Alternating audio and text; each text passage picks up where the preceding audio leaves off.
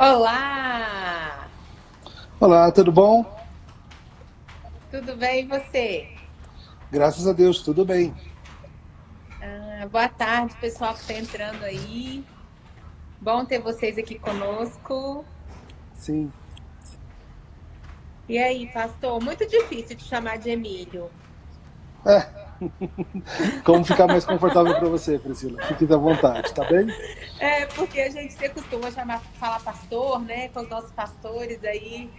Mas vamos, Sim, vamos, vamos nos ambientando aí. tá certo. Estão Então. me ouvindo bem, hein? Vamos perguntar, né, pessoal, como é que tá? Eu tô te ouvindo bem. A imagem tá um pouco distorcida, acho que é a conexão, né? Deixa eu ver se melhora aqui alguma coisa.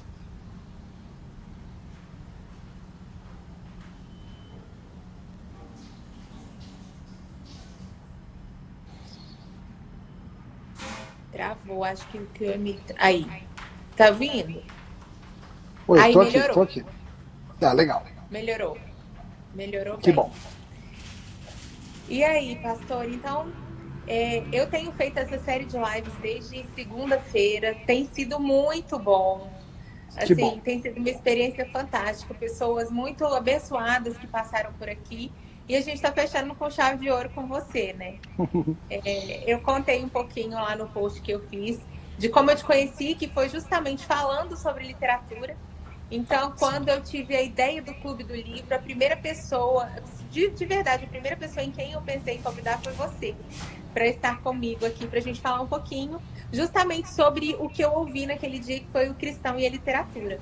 Certo, Então, prazer. eu queria que você falasse um pouquinho sobre você, né, sobre a sua trajetória aí na vida eclesiástica e tudo mais, e sobre a sua relação com a literatura. Claro, vai ser um prazer.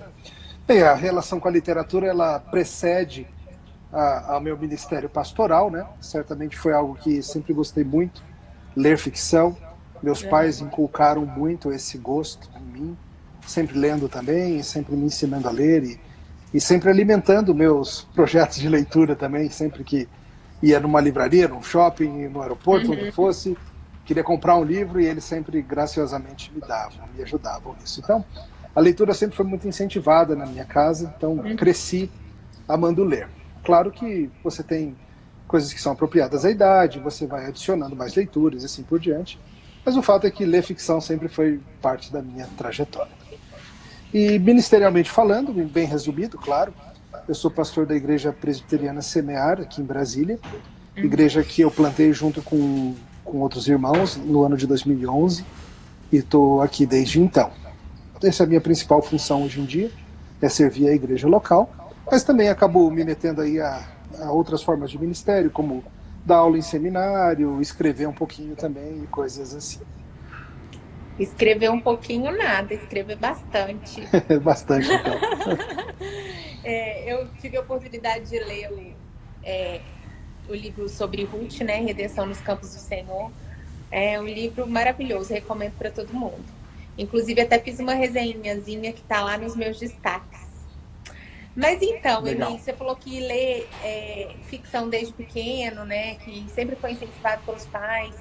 Mas eu percebo ainda hoje na igreja, não sei se você tem também essa mesma impressão, de que algumas pessoas ainda criticam a leitura de ficção, como se fosse algo pecaminoso, como se nos levasse para longe de Deus, ou como se Uhum. anulasse o poder da Bíblia como palavra de Deus. Eu lembro de uma vez, uma pessoa da minha família, inclusive, eu fazia o ensino médio, e eu tava com um monte de romances assim na mão que eu tinha pegado emprestado. E aí ele falou assim, não, para que ler essas coisas? Eu falei, para crescer intelectualmente, para aprender. Ele falou, a gente só precisa da Bíblia. Hum. E eu era adolescente, fiquei com aquilo, mas graças a Deus não me afetou. Que Mas eu bom. acho que ainda existem pessoas que pensam assim, né?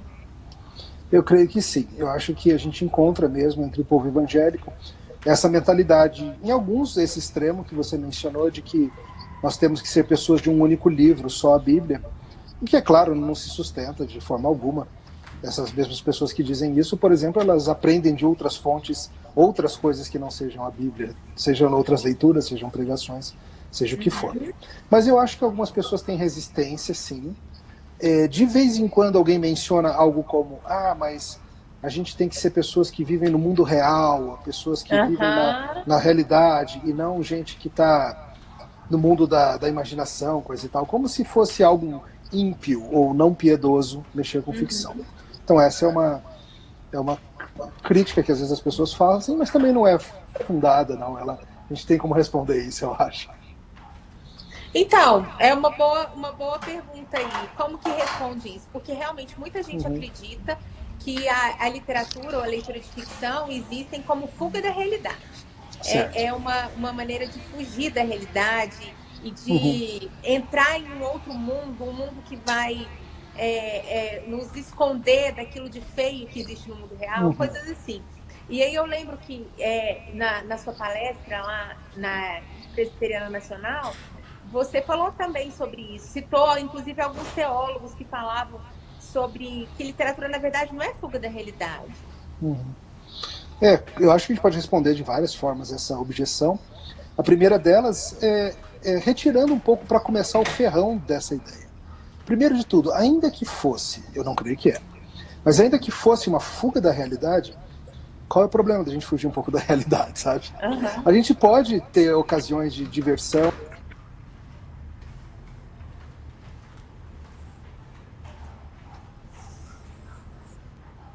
Acho que travou. Travou aí para vocês? Oi, voltei. Eu te perdi. Acho que voltou agora. Se puder voltar, falar novamente. Tá bem. Tudo bem. Então, às vezes as pessoas falam que é uma fuga da realidade. E o primeiro ponto a rebater a gente pode ter ocasiões de entretenimento que fogem à realidade. Às vezes as pessoas vão jogar futebol por 2 horas e não estão lá pensando nas contas a pagar e coisas assim. Mas além disso, e mais profundamente falando, alguns autores mostram muito bem que ficção não é uma fuga da realidade, ela na verdade é um mergulho na realidade. Ela é uma forma de você investigar o mundo através de histórias. Você vai lidar com a realidade humana, com as dificuldades da vida, com o que está envolvido, o que se passa no coração, na história, no tempo, no espaço, por meio de histórias.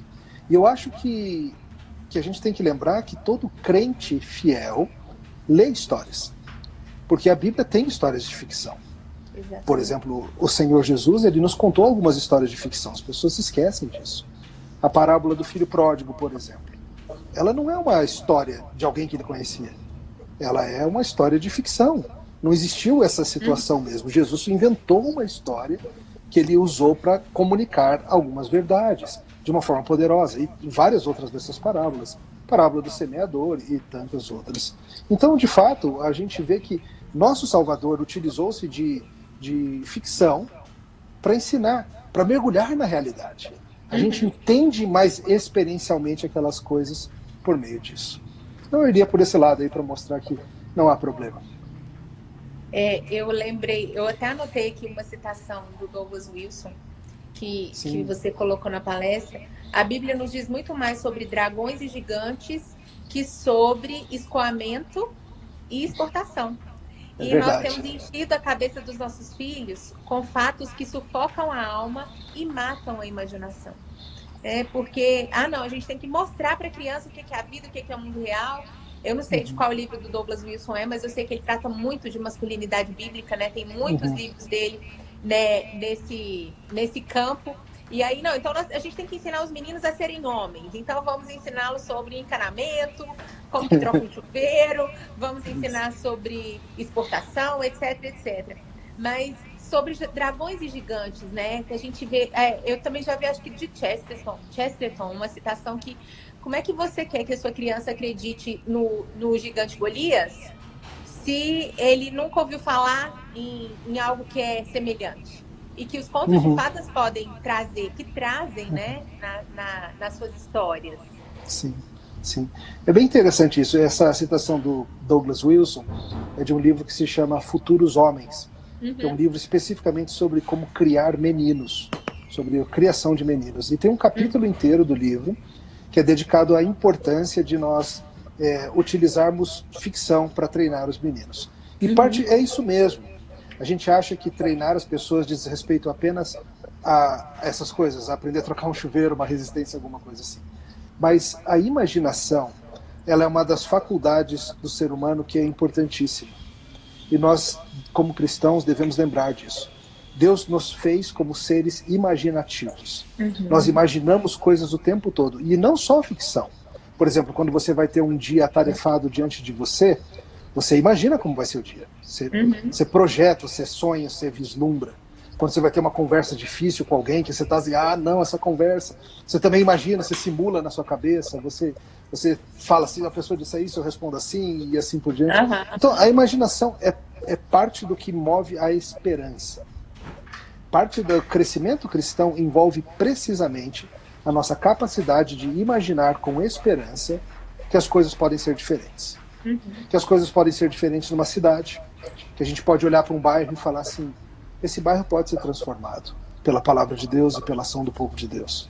Você olhar para um adolescente rebelde e falar assim, eu consigo imaginar essa vida indo para um rumo diferente por meio da palavra de Deus.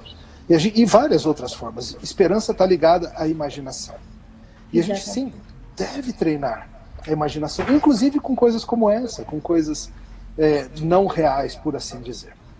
Você mencionou o Chesterton, né? Tem uma frase dele que é um tanto famosa também, eu acho que é do Chesterton, sabe quando você tem quase certeza? Eu acho que é. Que ele diz assim, as crianças não aprendem que monstros existem por meio das histórias. As histórias ensinam que os monstros podem ser derrotados. Essa é a diferença. As pessoas já sabem que coisas ruins acontecem, as pessoas sabem que o mundo é cheio de escuridão e feiura e coisas assim. Mas elas precisam aprender, e muitas vezes é por meio das histórias, que elas são treinadas a aprender que as coisas podem ser diferentes.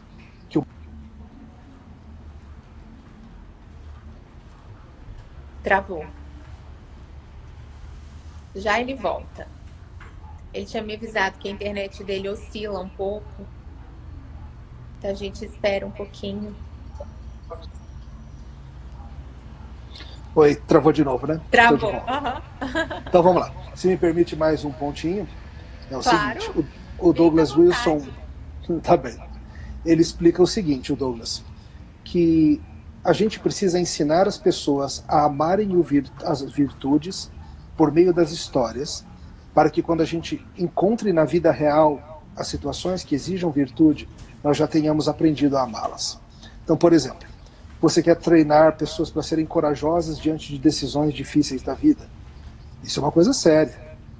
Todos nós vamos ter decisões difíceis a tomar, algumas delas vão envolver frio na barriga e muita coragem. Se nós já tivermos aprendido, por meio das histórias que nós lemos, a ver personagens tomando decisões difíceis, trilhando caminhos difíceis, fazendo escolhas árduas, enfrentando as dificuldades, mas mesmo assim indo em frente, isso treina o nosso coração a amar essa forma de agir. Da mesma forma, pelo negativo. Nós devemos ser ensinados, por meio das histórias, a reconhecer o mal, a odiar o mal, a dar o nome ao mal, para quando nós o encontrarmos na vida real, nós sabemos reconhecê-lo. Então, parte da ideia é essa mesmo, é um treinamento para a vida real, por meio da ficção. Perfeito, porque a gente vive, eu falei até isso essa semana com alguém, nós vivemos em bolhas, né? O nosso dia a dia, ele por menos que queiramos, nós vamos conviver com semelhantes. Ainda que nós tenhamos a oportunidade de conhecer vários países e viajar, ainda assim a nossa vida é muito limitada. E o que vai nos auxiliar a expandir esse imaginário e a ter uma imaginação cada vez mais criativa e que pode nos fazer, inclusive, nos ajudar a nos colocar no lugar do outro, o que pode nos ajudar, com toda certeza, é a literatura de ficção, né? Porque ela traz toda essa gama. E a gente falou sobre as críticas de evangélicos à leitura de ficção, de contos de fadas. E a gente tem exemplos de escritores cristãos, como Lewis e Tolkien, que escreveram justamente mitologias, né? As Crônicas de Nárnia, que são um grande clássico, e O Senhor dos Anéis, que se transformou numa grande franquia cinematográfica e tudo mais. E também já ouvi crente falar que a gente não pode assistir O Senhor dos Anéis. O que você tem a dizer sobre isso, Emília? Eu acho que essa... Depois a gente volta para falar um pouquinho sobre essa questão da empatia, de desenvolver empatia, isso é muito importante. Mas vamos focar um pouquinho nessa ideia, então, do Senhor dos Anéis e coisa assim. De fato, muitos evangélicos ficam um pouco nervosos com esse tipo de coisa, porque ficam achando que se trata de misticismo, que ficam achando que se trata de esoterismo, magia. ou coisa assim. Isso, magia e coisa assim. E no final das contas, é ficção. Você não está ensinando as pessoas a fazerem magia porque você retrata Gandalf, o mago. Não é isso. Na verdade, você está criando universos alternativos em que uma das coisas mais interessantes de você enxergar, por exemplo, a história de Nárnia ou da Terra-média, é você ver como, ainda que o mundo fosse muito diferente do que é, e você tivesse árvores que falam e coisas assim, as lutas do coração, os problemas da vida, eles seriam ainda parecidos e ainda muito similares. E nós teríamos aí muitas coisas parecidas para lidar. Então, eu não creio que a Bíblia nos proíba de nos envolvermos com mundos imaginativos como esse. Não vejo nenhuma proibição nas Escrituras. Eu acho que, de fato, há esse medo por parte do pessoal. E se você está preocupado, digamos que você é um pai, uma mãe, tem aí um pré-adolescente que está querendo ler alguma coisa assim, mesmo que seja algo feito por um descrente, a gente pode pensar mais sobre isso também. Mas a solução não é, creio, proibir ou impedir esse tipo de leitura, mas aprender junto e talvez ler junto, e guiar e acompanhar essa leitura. Exatamente, eu acho que isso é muito importante. Em se tratando de filhos, né, filhos pequenos, para inculcar esse amor pelos livros, pela literatura, a leitura com eles, enquanto eles ainda não são alfabetizados, é imprescindível. E depois, quando eles já leem, aí nós não conseguimos controlar todas as coisas, né? Eu não vou conseguir ler tudo antes para que meus filhos leiam. Não. Mas que eles já tenham ali um direcionamento do que ler, do que é realmente bom ou não. E quando existir alguma dúvida dos pais, não tem problema nenhum sentar e ler junto. E estudar junto e aprender junto, né? Particularmente, os livros do Lewis, eles fizeram trouxeram muitas coisas boas para minha vida. Como você estava falando sobre as questões das virtudes, muitas virtudes eu percebia naqueles livros, né? A coragem, o amor por Cristo através do amor da Lúcia por Aslan, por exemplo. E é muito mais concreto do que simplesmente saber que existe isso. Existem pessoas corajosas que vão lutar por Jesus, ou eu posso ser tão corajosa quanto a Lúcia no momento de lutar pela minha fé. E traz aquilo de maneira muito mais concreta, né? E aí você tinha falado sobre leitura ou usufruir de coisas que são feitas por não crentes. Sim. Também é uma outra polêmica no nosso meio, né? Mas por que eu vou ler um livro ou escutar uma música ou, sei lá, qualquer outra coisa que foi feita por alguém que ainda não foi alcançado pela graça, que ainda não conhece a Jesus? Sim. Essa é uma polêmica real e acho que é importante refletirmos sobre isso mesmo. A primeira coisa a dizer é que, na prática, a pessoa que diz a gente só deve ler material produzido por cristãos ou algo assim. As pessoas que dizem isso, elas não conseguem ser consistentes com isso em tudo. Porque o tempo todo nós estamos usufruindo de coisas feitas por descrentes. Seja produtos, seja serviços, seja, por exemplo... Ou então, digamos, a pessoa vai estudar marketing ou administração na faculdade, ou seja o que for. Ela não vai ler livros apenas escritos por cristãos. Exatamente. Ela vai ler de coisas feitas por descrentes. E muitas delas vão ser proveitosas. A gente sabe que a cosmovisão cristã, ela tem que corrigir a forma de ver o mundo dos descrentes, mas não significa que não tenha coisa produtiva ou útil na produção do descrente. Isso vale para as histórias também. Isso se deve ao que nós chamamos na teologia de graça comum. A ideia é muito simples. A ideia é que Deus não permitiu que a humanidade fosse por um caminho da destruição completa, mesmo na sua rebelião. Mesmo na rebelião do homem contra Deus, Deus continua refreando, por assim dizer, a humanidade. E a gente pode ver alguns exemplos disso lá em Gênesis 4, por exemplo, quando a Bíblia mostra que na linhagem de Caim, Lembra, Caim, que era do maligno, e aqueles que seguem a forma de pensar da serpente. Mas nós vemos ali alguns descendentes de Caim produzindo coisas preciosas. Produzindo, por exemplo, metalurgia, desenvolvendo música, desenvolvendo várias coisas, que foram dons de Deus. Então, descrentes são capazes de descrever, por exemplo, o que é coragem, de descrever, por exemplo, o que é honestidade, são capazes de retratar o que é a sensação de estar apaixonado, o que é a sensação de se sentir abandonado, o que é estar em meio a perigo. E essas coisas são valiosas para a gente também. A gente não está tratando um livro de ficção feito por descrente como escritura, como um guia para a nossa fé e prática. A gente está tratando como uma história que vai ter coisas certas, uma história que vai ter coisas erradas. E se o coração tiver treinado biblicamente para ler cada vez melhor, isso vai ter muitos frutos mesmo. Um deles é aquilo que a gente mencionou antes, e acho que a gente pode voltar a isso, que é a questão da empatia. É a questão da gente entender a forma que outros veem o mundo. Veja, isso é essencial na vida cristã. Isso é essencial para o relacionamento entre crentes, porque muitas vezes as nossas dificuldades na igreja, as nossas dificuldades com os amigos cristãos, diz respeito a gente não consegue ver pelos olhos dos outros. A gente nunca andou nos sapatos dos outros, a gente não vê a vida como os outros veem. Mas também no relacionamento com os descrentes, com as pessoas que a gente quer discipular, as pessoas que a gente quer evangelizar, as pessoas para quem a gente quer testemunhar da fé cristã e que veem o mundo de um jeito muito diferente da gente. E sabe, a literatura, a ficção, dá pra gente uma janela, pra gente ver como pensam essas pessoas. Às vezes a gente fica assim, puxa vida, hoje em dia, os pós-modernos, a cabeça deles é assim, é tão difícil entender. E a gente fica, olha, você quer entender o pós-moderno? Tem vários livros que eles escrevem e consomem, que vão te ajudar a entender os pós-modernos, vão gerar empatia no seu coração para que você veja a situação deles do ponto de vista deles, e de quebra, vai te dar aí portas de entrada para você também ser capaz de comunicar melhor a fé cristã e assim por diante. Então, a ideia da literatura é que ela sirva para complicar a nossa visão de mundo. Nós somos muito simplistas, a gente vê o mundo do nosso jeito e é assim e pronto. Mas tantas pessoas quanto existem cosmovisões. Cada pessoa vê o mundo de um jeito diferente e é muito útil para a gente entender melhor como as pessoas pensam, agem, veem. E a gente não precisa ir longe, né, Emílio? Falar dos pós-modernos ou dos não cristãos.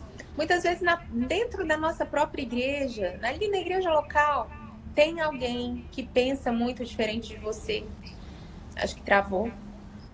Tem alguém que pensa muito diferente de você. E Opa, você... Voltamos. E a leitura de ficção, ela te ajuda justamente porque você encontra vários tipos humanos ali durante a sua leitura, né?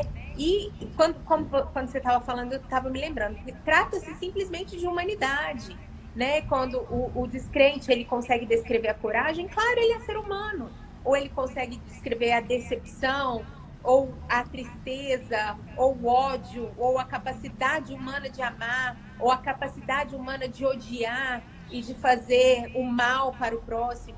Tudo isso é humano, né? Tudo isso faz parte de nós. E aí, quando alguém recebe de Deus o dom, a genialidade de colocar aquilo no papel e escrever e descrever e trazer para nós a oportunidade de conhecermos tipos com quem dificilmente nós cruzaríamos. E aí realmente fica mais fácil de ter empatia com quem pensa diferente. A gente tem muita facilidade de medir pela nossa própria régua, né? Isso. O David Foster Wallace, ele tem uma frase famosa, eu não sei se é originária dele ou se ele usava muito, mas ele dizia que a literatura tem a função de confortar o atribulado e atribular o confortável. E eu acho que isso é importante pra gente. Ai, amei essa frase, vou anotar depois. Do mesmo jeito que a leitura traz paz ao coração muitas vezes, mas ela também tem essa função de complicar um pouco a nossa visão de mundo. A gente quer que o mundo seja muito simplista e naquela caixinha e nas formas que a gente está acostumado, mas a vida é muito mais complicada. E as pessoas são muito diversas. e a gente lendo sobre povos diferentes, situações diferentes, homens lendo sobre mulheres, mulheres lendo sobre homens, jovens lendo sobre velhos, velhos lendo sobre jovens. Isso tudo ajuda a gente a lidar melhor com essa diversidade humana, com certeza. E porque ao mesmo tempo que é muito distante, é também próximo justamente por causa da humanidade contida ali, né? Então, você vai talvez estudar um personagem como Raskolnikov de Crime e Castigo, que viveu numa Rússia há 200, 300 anos, e você fala, gente, na minha vida real, dificilmente eu encontraria um homem assim. Sim. Mas eu consigo entender e ter empatia por aquele sentimento de culpa que ele carrega durante todo o enredo. Então, ao mesmo tempo que ele é distante de mim, ele está próximo, né? E até mesmo, fazendo uma ponte aqui, queria abordar, por exemplo, os personagens bíblicos, que diferentemente dos personagens de ficção, eles são pessoas que existiram, né, de carne e osso, porque os personagens de ficção também existem, mas eles existem lá dentro daquele livro, na história, daquele enredo, né, da história. E aí eu me lembro, por exemplo, de Ruth, do seu livro, o quanto aquela personagem, ela me influenciou na minha vida, na minha infância, né? Eu sempre quis encontrar um Boaz, né? Um resgatador. Acho que as meninas que cresceram na igreja sempre têm uma questão assim. E a gente percebe o quanto a literatura tem de bíblica. Ontem a gente falou sobre isso com Francisco Escorcin, sobre a Bíblia e a literatura. Toda a literatura mundial, ela vai ter como parâmetro o arquétipo bíblico. Tudo que está na literatura está dentro da palavra. Você tem alguma coisa para falar sobre isso? Eu creio que sim, acho que vale a pena a gente pensar, sem dúvida. A literatura ocidental é gigantescamente influenciada pelas escrituras, porque a cosmovisão da civilização ocidental foi. Então as pessoas pensam dentro desse parâmetro, dentro dessa estrutura, ainda que muitas vezes elas não reconheçam ou percebam essa influência. E eu acho que vale também a gente considerar a ideia de como a Bíblia é literatura. Ela não é literatura no sentido ficcional. Exatamente. Por exemplo, os evangelhos não são ficção, são história. Só que tanto Mateus, quanto Marcos, quanto Lucas, quanto João selecionaram as histórias que eles iriam contar do jeito que eles iriam contar. João, por exemplo, deixa muito claro que havia muitas outras coisas que Jesus fez, muitas outras coisas que Jesus falou, mas aquelas foram as que ele, no livro dele, quis contar, a fim de que nós pudéssemos crer e, crendo, tenhamos vida. Mas o ponto são peças literárias também. As cartas paulinas são epístolas, são peças literárias compostas com características dos gêneros literários. E até mesmo na nossa interpretação, a gente tem que levar isso em conta. A gente não interpreta uma poesia do mesmo jeito que a gente interpreta uma narrativa histórica, são coisas diferentes. Ou um texto de lei, né, um código legal, alguma coisa assim. Cada um tem suas regras de interpretação, porque são formas literárias diferentes. É verdade. E aí, Emílio, a gente falando sobre literatura de ficção e o cristão deve ou não deve ler, e você acha que existe um limite? Isso o cristão não deve ler, isso aqui está banido do nosso acervo, isso aqui não deve entrar. E como fazer essa diferenciação? Como escolher o que deve ou não ser lido? Certo. Sim, eu creio que há limites. Mesma coisa que a gente poderia pensar para filmes e seriados. Tem coisas que são apropriadas, tem outras que de fato não convêm. E, obviamente, a gente não vai tentar fazer uma lista de proibidos ou permitidos, mas tem alguns limites que são óbvios e que você não vai entrar nisso. Mas eu acho que tem alguns fatores que tem que levar em conta. Um deles é a maturidade. Por exemplo, tem coisas que um adulto pode ler, mas você não vai dar para um adolescente de 12, 13, 14 anos para ler, porque há um nível de maturidade envolvido nisso. E é da mesma forma que a gente segue com filmes e seriados e coisas assim. Agora, além disso, tem uma individualidade da consciência também. Esse é um princípio muito forte nas escrituras e que nossos pais reformados enfatizavam muito também, a questão de que a liberdade de consciência mas que nós não devemos ir contra ela. Então, pode ser que um irmão, talvez o que a gente chamaria de irmão mais fraco, por exemplo, sei lá, um livro desses de magia, Harry Potter da vida, alguma coisa assim, ele está tão ensinado, tão acostumado que isso é do diabo, coisa e tal, que a consciência dele vai ser ferida se ele tentar ler isso. Então eu diria para esse irmão, olha, enquanto você não tiver biblicamente convencido de que tudo bem, não tem problema você ler seu Harry Potter, não leia mesmo, porque você vai estar causando uma violência contra a sua consciência ao tentar ler. Então veja, não é errado ler, mas eu diria para ele, não vá lá ainda, vamos conversar, vamos aprender, vamos entender por que não tem problema, e assim por diante. Então assim, é difícil justamente porque é caso a caso, tanto caso a caso de livro, quanto caso a caso de pessoa. Tem coisas que a gente realmente não deve mexer, e é universal, tem outras que varia dependendo da situação. E hoje a informação não falta, né? Não dá falta. para dar ali uma pesquisada, dá para saber do que se trata. Se você vale encontra ou facilmente resenha de qualquer livro, você vai ter também indicações de muitas vezes livros que são explícitos demais e outros que são mais implícitos, e assim é mais tranquilo. E saber também que você pode largar a leitura no meio se ela estiver ofensiva demais para você, sabe? Essa é outra coisa que muitas vezes as pessoas têm dificuldade, que é largar o livro no meio, mas eu sou um defensor de que a gente pode largar livros. A vida é muito curta e não vai dar para ler tudo. Então, se o livro está ruim, em vez de você passar meses tentando terminar aquele livro ruim que você não consegue, larga ele. É libertador. Até vi um post seu esses dias mesmo falando sobre isso. E eu falei, sabe, eu sou dessas que quer ir até o fim. O negócio tá lá ruim, não tô nem entendendo direito o que está sendo dito. Não, mas eu comecei, eu tenho que ir até o fim. De fato, não, né? Por quê? Quem não tem. Ser assim, né? O livro não vai ficar chateado contigo e, na verdade, seu coração vai agradecer porque você vai ler coisa melhor. Se tivéssemos tempo de ler tudo, tá bom, mas a gente não vai ter. A gente vai ler uma pequena parcela do que existe. E nem ficarmos angustiados porque não vai dar para ler tudo, né? Tem pessoas que ficam, gente, tem que ter 3 vidas para ler tudo que eu quero, mas não dá, não precisa ler tudo.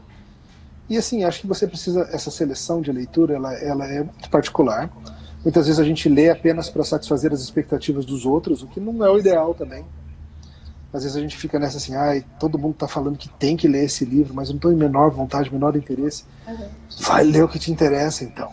Isso, não fica tão preocupado com isso. Eu tenho notado que uma barreira, às vezes, para as pessoas começarem a ler com mais assiduidade, é porque alguns dizem assim, não, você tem que começar pelos clássicos. Enquanto você não lê Ilíada, Odisseia e os clássicos russos e os clássicos, você nada de mexer com outras coisas. Não é assim. Aí não lê nada. Porque você nunca termina aqueles livros. E você... Na verdade, eu acho que o caminho mais fácil é o contrário. É você começar pelo que te interessa. Exatamente. Se o que te interessa é livro de detetive. Adoro livro de detetive. Beleza, leia. E vai aos poucos passando para outras coisas que são próximas. E assim você vai ampliando. Se você gosta de ler livro de detetive, que tal pegar um livro de detetive que se passa na Idade Média? Quem sabe isso começa a criar um gosto aí por literatura histórica. Ou quem sabe pega um livro de detetive puxado para ficção científica. Às vezes isso começa a criar um gosto por ficção científica. E assim por diante. Eu acho que foi assim que eu peguei o gosto pela leitura. Não foi lendo clássicos, foi lendo as minhas historinhas de detetive, de luta, de ação e de fantasia e coisas assim. E me fez querer ler os clássicos. E vários deles eu não li também, não. Estão na fila aí. Estão na fila. Não sei se eu chego em todos. A gente conversou sobre isso ontem. É que vai pelo aquilo que te chama atenção, aquilo que você gosta. Porque não adianta ler a Ilíada. A Ilíada é um livro difícil, é um livro que é uma epopeia, é escrito em versos. O Chico até falou ontem, é uma coisa muito distante de nós, muito, muito distante. Então, até para imaginar tudo aquilo, é muito difícil. Se você ainda não tem uma imaginação treinada, né, treinada pela Ilha Perdida, por aqueles livrinhos que a gente leu ali na adolescência, ou para quem está começando agora, comece por algo que vai te captar a atenção, te chamar a atenção. E até essa ideia do clube de leitura, porque muitas mulheres, eu percebo hoje, né, hoje como mulher, como mãe, esposa, uma mulher que quer educar os filhos para a glória de Deus e fazer isso da melhor forma possível, a gente começa a ler muito, né, sobre educação de filhos, a gente começa a ler muito sobre... eu que sou uma amante do homeschooling, algo que a gente quer fazer em casa, educação domiciliar, então, leitura sobre homeschooling. E aí, a leitura de literatura, que é algo para enriquecer o espírito, para enriquecer a alma, vai ficando de lado. E por isso, eu acho que um clube de leitura incentiva, porque aí umas incentivam as outras. A gente está junta no mesmo propósito, lendo a mesma coisa.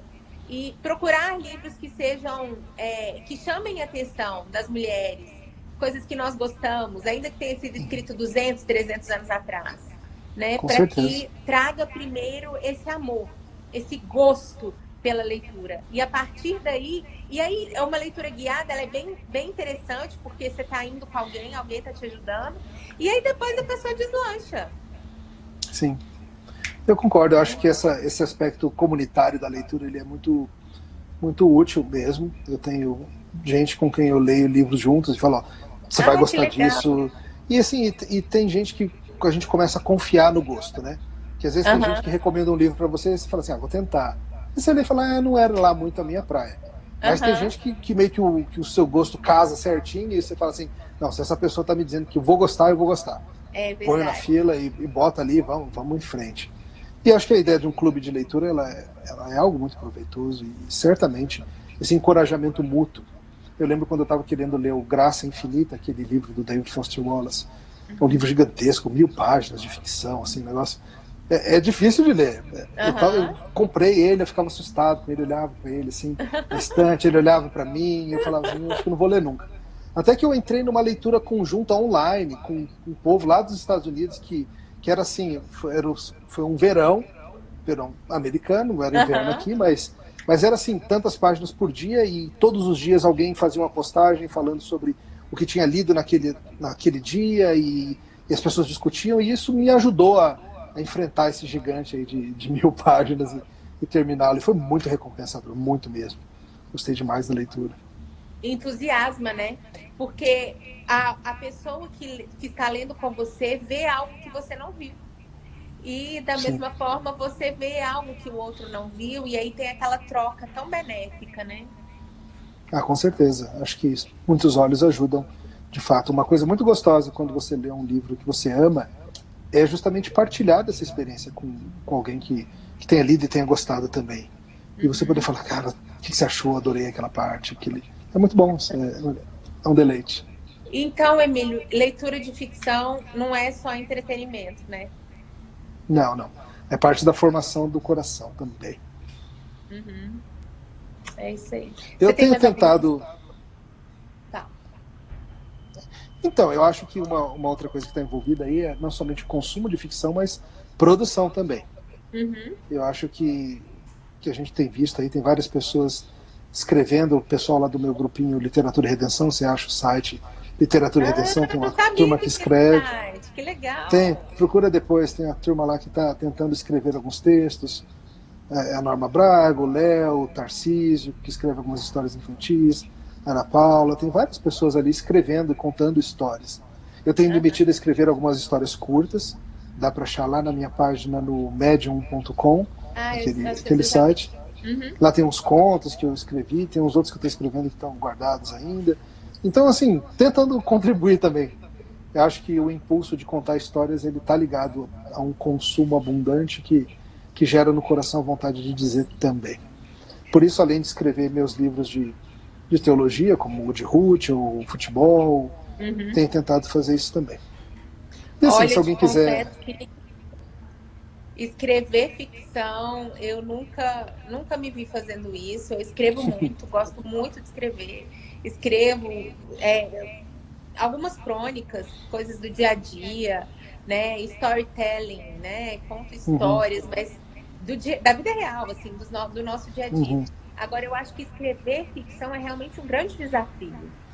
Porque além de você ter que colocar verdade em tudo aquilo, você tem que escrever com muita beleza, colocar beleza. São muitos elementos, né, para escrever uma boa história. Sim. Tentando lutar por isso. Nossa, então, assim, Desculpa.